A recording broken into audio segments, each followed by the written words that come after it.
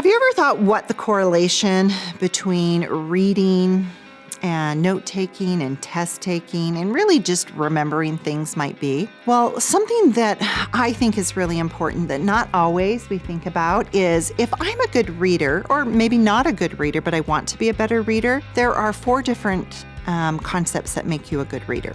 The first would be the topic.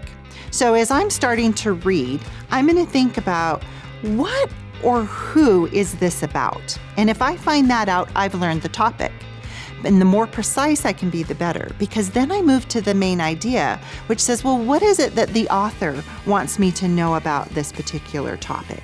Once I have that, then I'm focused in on what I'm reading. My comprehension is going to go up because now I know who or what this is about.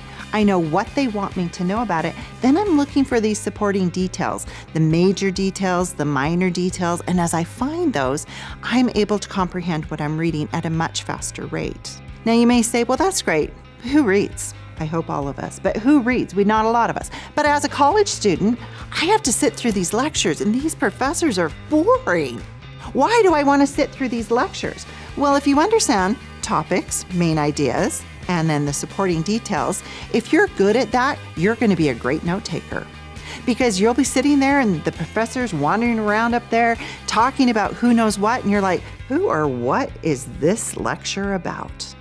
And then as we figure that out, then we'll say, well, what is it that the professor wants me to know about it? Once I figure that out, I'm writing that down on my notes. I'm start looking for these major details and these minor details. And you may say, what's the difference between minor and major?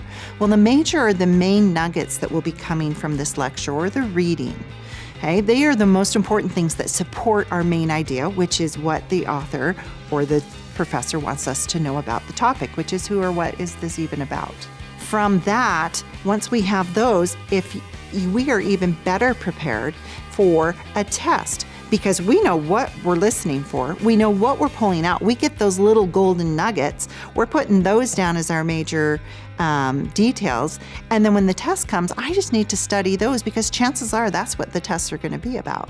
Now you may say, well, why do we care about minor details? I mean, it is, say, minor. It can't be as important as the major, right? But the minor details give us a little more color, a little more life. They tell maybe a story that highlights what the major details are about. If I'm trying to teach a concept on memory, right? And I'm talking about how you've got short-term and you've got long-term memory. But I use the analogy of going on a trek where we're walking through this jungle, right?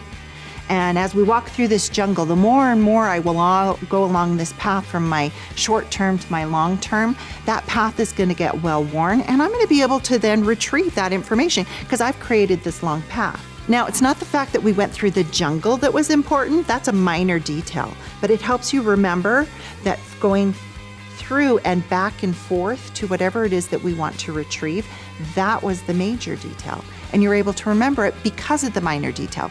You're not going to be asked, what was it that you traveled in order to find out what the major details were? We're able to learn it from the minor details. They might not be seen on a test, but they're very important for us to remember the most important concepts. So if we remember the topic, who or what is this about, and if we can be as precise about it, then we can narrow it down to these main ideas, which is whatever it is that the author or the professor wants us to know about the topic. Then we start looking for those supporting details. We start looking for the major details and the minor details that support the major details.